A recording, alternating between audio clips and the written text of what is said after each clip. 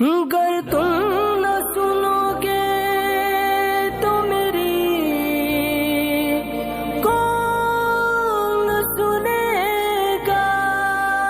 آج کا یہ جو بیٹھنا، آپ کا آنا، اپنا وقت نکالنا، کاروبار کو چھوڑ کر دکانوں کو بند کر کے یہاں جو آپ بیٹھے ہیں، اس کا مقصد انتہائی عظیم مقصد ہے اور یہ تاریخی مقصد ہے۔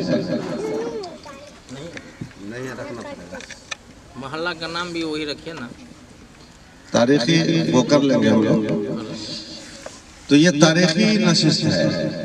آپ دنیا سے چلے جائیں گے مگر آپ کی اولاد آپ کے اس کارنامے پر فخر کرے گی کہ جب یہاں ادارہ مسجد مدرسہ بننے کا پروگرام بنا تھا تو سب سے پہلی محفل میں ہمارے باپ موجود تھے۔ ہم آپ کا پوتا بولے گا ہمارے دادا موجود تھے۔ وہ ایک تاریخ بنتی ہے، اتہاس تیار ہوتا ہے۔ اس کو آپ مت سمجھیے گا کہ کم لوگ ہیں اور محفل چھوٹی ہے۔ اتہاس میں یہ محفل ایسی اتہاسک بن گئی کہ اب یہ آپ کی آنے والی نسلیں اس چیز کو یاد رکھیں گی اور اس بات پر فخر محسوس کریں گی کہ ماشاءاللہ اس مبارک محفل میں آپ لوگ شریک ہوئے۔ آپ یہاں اپنا کاروبار چھوڑ کر آئے ہیں، افسوس نہ کیجیے گا۔ اللہ تبارک و تعالیٰ کی راہ میں جو بندہ کچھ کرتا ہے تو اللہ تبارک و تعالیٰ اسے محروم نہیں کرتا، کسی نہ کسی راستے سے اس کی بھرپائی اللہ تعالیٰ کر دیتا ہے، کسی نہ کسی راستے سے۔ بظاہر لگتا رہتا ہے کہ یہاں ہم نقصان میں آ گئے، ہماری اتنی بکری چل جاتی، اتنا کام کر لیتے، وہ کام نہ ہو سکا، دکان نہ چل سکی، تو بظاہر نقصان نظر آتا ہے۔ لیکن جو بندہ اللہ کی رضا کے لیے، اللہ کی خوشنودی کے لیے ٹائم نکالتا ہے تو اللہ تبارک و تعالیٰ کے دست قدرت میں نفع اور نقصان ہے، نفع و ضرر کا مالک وہی ہے۔ کسی نہ کسی راستے سے، کسی نہ کسی طریقے سے، کسی نہ کسی اعتبار سے، حساب سے اللہ تبارک و تعالیٰ اس کو بہترین اجر اور بدلہ عطا فرما دیتا ہے۔ تو اس بات کو یقین سے اپنے دل و دماغ میں رکھیں۔ آج کی یہ نشست، یہ محفل بڑی پیاری نسبت رکھتی ہے کہ آپ یہاں درسگاہ قائم کرنے کا ارادہ کیا ہے، سجدگاہ قائم کرنے کا ارادہ کیا ہے، ایسا ادارہ بنانے کا ارادہ کیا ہے جس میں ٹائم آئے گا تو 5 ٹائم کی نماز بھی پڑھ لیں گے، اور جب 5 ٹائم کا وقت گزر جائے گا تو آپ اس میں اپنے بچوں کو بھی پڑھا سکیں گے۔ یاد رکھیے، تعلیم ایک ایسی اہم ترین چیز ہے دنیا میں کہ تعلیم کے بغیر دنیا کی کوئی قوم بھی آگے نہیں بڑھ سکتی ہے۔ وہ اندھا ہے، گنگا ہے، بہرا ہے جو تعلیم سے نا آشنا ہے۔ تعلیم انسان کی آنکھوں میں روشنی دے دیتی ہے، کانوں میں سننے کی طاقت دے دیتی ہے، زبان میں قوت گویائی بخش دیتی ہے، انسان کو اپنی پہچان کرانے کی صلاحیت بخشتی ہے۔ تعلیم سے انسان اچھے برے میں تمیز کرتا ہے، تعلیم ہی سے انسان کالے اور اجالے میں فرق کرتا ہے، تعلیم ہی سے انسان نفع نقصان کا فرق کر پاتا ہے، تعلیم ہی سے انسان معاشرے میں عزت پاتا ہے، وقار پاتا ہے اور رتبہ پاتا ہے۔ تعلیم کے بغیر یہ زندگی نامکمل کہلاتی ہے۔ تو اتنے سارے مسلمان یہاں ہیں، آپ کے بچوں کی تعلیم کے لیے، پڑھائی لکھائی کے لیے کوئی انتظام نہ تھا۔ اللہ کا ہزار کرم ہے، فضل و احسان ہے کہ آپ لوگوں نے پہلے یہ زمین حاصل کر لیا، یہ بہت بڑا کام آپ لوگوں نے کر لیا۔ اب آپ لوگ عزم کریں، ہمت کریں، حوصلہ کریں، انشاءاللہ تعمیر بھی اس پر ہو جائے گی۔ من جد وجد، جو کوشش کرتا ہے وہ پا لیتا ہے۔ اب کوشش ہی نہیں کریں گے، بھاری سمجھ کے، بھاری تصور کر کے بیٹھ جائیں گے، کیسے ہوگا، اتنا کون کر پائے گا، اتنا کہاں سے آئے گا، کون اتنی محنت کرے گا۔ 100 سوال جب اپنے دماغ میں لا کر کے اور آپ تھک کے بیٹھ جائیں گے تو سمجھ جائیے کہ آپ ایک قدم بھی آگے نہیں چل پائیں گے۔ جواں ہو عزم تو تارے بھی توڑ سکتے ہیں، کٹھن نہیں ہے کوئی کام آدمی کے لیے۔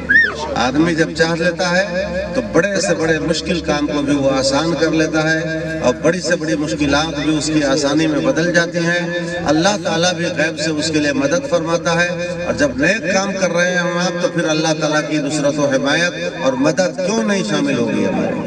اس لیے تعداد کی کمی کا خیال نہ کریں، ارادے کی مضبوطی کا، ارادے کے استحکام کا خیال کریں، عزم میں پختگی ہونا چاہیے، ارادوں میں مضبوطی ہونا چاہیے، ارادہ آپ کا پکا ہونا چاہیے۔ دیکھیے پھر انشاءاللہ العزیز تقدیر الہی بھی آپ کی تدبیر کے موافق ہو جائے گی۔ اس لیے اس میں کوشش کریں، محنت کریں، جد و جہد کریں، اور کہیں پر بھی اختلاف نہ کریں۔ 5 آدمی کی ہم نے کمیٹی بنا دیا تھا اس دن۔ 5 آدمی بنانے کا مطلب سمجھتے ہیں؟ کمیٹی کہیں بھی دنیا میں بنائی جاتی ہے تو 5 آدمی، 7 آدمی، 9 آدمی، 13 آدمی، 15 آدمی، 17 آدمی، 21 آدمی، اسی طرح بنائی جاتی ہے نا۔ 4 آدمی کی کمیٹی بنائی جاتی ہے، 6 آدمی کی، 8 آدمی کی، جوڑا نہیں ہوتا ہے نا۔ اس کی حکمت جانتے ہیں کیا ہے؟ اس کی وجہ جانتے ہیں کیا ہے؟ اس کی بہت بڑی وجہ ہے جس وجہ سے ہم اور آپ فائدہ نہیں لیتے ہیں۔ اس وجہ سے آپ کو فائدہ لینا ہے۔ فائدہ کیا ہے؟ کہ جب بھی کوئی فیصلہ کرنے میں، کوئی ڈیسیزن لینے میں، ضروری نہیں ہے کہ 5 کے 5 آدمی ایک ہی طرح کے ڈیسیزن پہ راضی ہو جائے، ایک ہی طرح کی بات پہ 5 کے 5 آدمی راضی ہو جائے، ضروری نہیں ہے۔ تو نہیں ہے تو ایسی صورت میں دنیا کا دستور یہی ہے کہ 5 آدمی کی یا 7 آدمی کی یا 9 آدمی یا 11 آدمی یا 13 آدمی کی کمیٹی اس لیے بنائی جاتی ہے کہ جب رائے مختلف ہو جائے، رائے الگ الگ ہو جائے، تو اس میں کون رائے پہ عمل کیا جائے، تو اس میں تقسیم کیجیے۔ تو 5 آدمی کو برابر بانٹ پائیے گا؟ 5 آدمی کو برابر بانٹ پائیے گا؟ نہیں بٹے گا۔ کہا ہے 2 آدمی آئے کو چیر دیجیے۔ سمجھ لیا کہ چیرنا پڑے گا ایک آدمی کو۔ اسی لیے طاق عادت رکھی جاتی ہے، پھوٹ عادت رکھی جاتی ہے کہ ایک جدھر بڑھ جائیں گے اس فیصلہ کو مان لیا جائے۔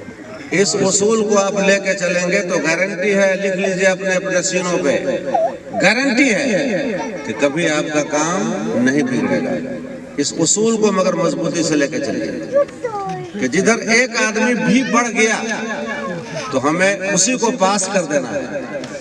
اس کو لے کے چلیے گا تو ہر قدم پہ یہ چیز کام آئے گی آپ کو، بڑا مسئلہ حل ہو جائے گا۔ 4 آدمی کو اگر رکھ دیجیے گا تو کیا ہوگا؟ 2 آدمی ایک بات کہہ رہا ہے، 2 آدمی ایک بات کہہ رہا ہے، فیصلہ ہو پائے گا؟ نہیں ہو پائے گا۔ تو اس لیے اس بات کو گرہ باندھ کے لیجئے۔ ابھی میں نے نام لکھ کے دیا، 3 نام میں نے دیا: مدرسہ قادریہ منہج السنہ، ایک نام دیا مدرسہ حنفیہ منہج السنہ، ایک نام دیا مدرسہ اسلامیہ منہج السنہ، مفتی صاحب نے ایک نام اور بڑھا دیا مدرسہ عثمانیہ منہج السنہ۔ اب میں گویا کہ 4 نام ہو گئے۔ تو 4 نام ہو گئے تو چاروں تو نہیں رکھنا ہے، تو اس کو ڈیسیزن کیسے لینا ہے آپ کو؟ آپ جو 5 لوگ کمیٹی بنے ہیں نا، وہ 5 آدمی اس کو آپس میں طے کیجیے۔ 3 آدمی جدھر ہو جائے اس کو پاس کر لیجیے گا، تو باقی 2 آدمی یہ نہ سوچیں کہ ہماری بات نہیں رہی۔ اگر ایسا سوچیں گے تو کوئی بھی فیصلہ نہیں کر پائیں گے، قدم قدم پہ آپ کو دقت کا، دشواری کا سامنا ہوگا۔ تو اس بات کو ہمیشہ دماغ میں بٹھا کے چلیں اور دل کی تختی پر لکھ کے چلیں کہ کوئی بھی بڑا سے بڑا فیصلہ کرنا ہے تو ایک آدمی جدھر بڑھ جائے اسی کو مان لیجئے سب لوگ، اور سمجھ جائیے کہ یہ سب کی بات ہوگی، یہ نہیں کہ فلاں کی بات نہیں، وہ سب کی بات ہوگی۔ اسی انداز میں آپ چلتے رہیں گے تو انشاءاللہ کبھی آپ کے اندر دقت نہیں آئے گی، پریشانی نہیں آئے گی، دشواری نہیں آئے گی۔ اور سن لیجئے، یہ پرسنل گھر نہیں بن رہا ہے، یہ پرسنل گھر نہیں بن رہا ہے، یہ 10 گردہ جس کو کہتے ہیں، سب کی تائید سے، سب کی حمایت سے، سب کی مدد سے، سب لوگوں کے تعاون سے یہ خانہ خدا اور خانہ مصطفیٰ بن رہا ہے، نماز کی جگہ بن رہی ہے، تعلیم کی جگہ بن رہی ہے۔ تو اس میں کوئی بھی آدمی اپنی پرسنلی رائے تھوپنے کی کوشش نہ کرے، ورنہ کیا ہوگا؟ 2 दिन के बाद आपका चक्का जाम हो जाएगा, विरोध हो जाएगा, इख्तलाफ हो जाएगा। पर्सनली बात इसमें मत चलाइएगा कि मेरी बात नहीं रह सकी तो अब इसमें हम कामें नहीं करेंगे, हम इसमें सपोर्टें नहीं करेंगे, हम इसकी मदद ही नहीं करेंगे। मेरी वाली बात को बिल्कुल दिमाग से हटा दीजिए, बल्कि इसमें इस बात का ध्यान में रखिए हमेशा कि जिधर एक की भी तादाद बढ़ जाए तो वो फैसला आप ले लीजिएगा और बाकी सब समझिएगा कि ये हम सब का फैसला है। सुभान अल्लाह का क्यों उसका फैसला।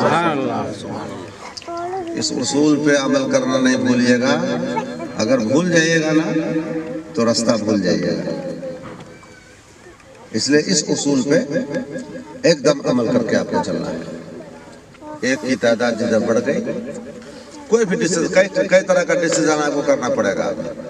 शुरुआत है, कोई सोचेगा कि इधर से बनाया जाए, कुछ कहेंगे उधर से बनाया जाए, कुछ कहेंगे इतना रास्ता छोड़ा जाए, कुछ कहेंगे कि रास्ता छोड़ने की क्या जरूरत है, डायरेक्ट उसी घर में घुस जाएंगे और उसी घर से रास्ता निकाल देंगे, पीछे वाली जमीन 5 फीट है उधर जाने के लिए। तरह तरह की राय आएगी। तब हर राय, अब 5 तरह की राय आए मिसाल के तौर पर, तो 5 पर अमल मुश्किल है कि नहीं है? 5 पर अमल हो पाएगा? नहीं हो पाएगा। तो अमल किस पे करना होगा? एक ही पे। एक पे अमल करने का तरीका क्या होगा? शाबाश, बिल्कुल इस सबक को नहीं भूलिएगा। ये सबक दे के जा रहा हूँ।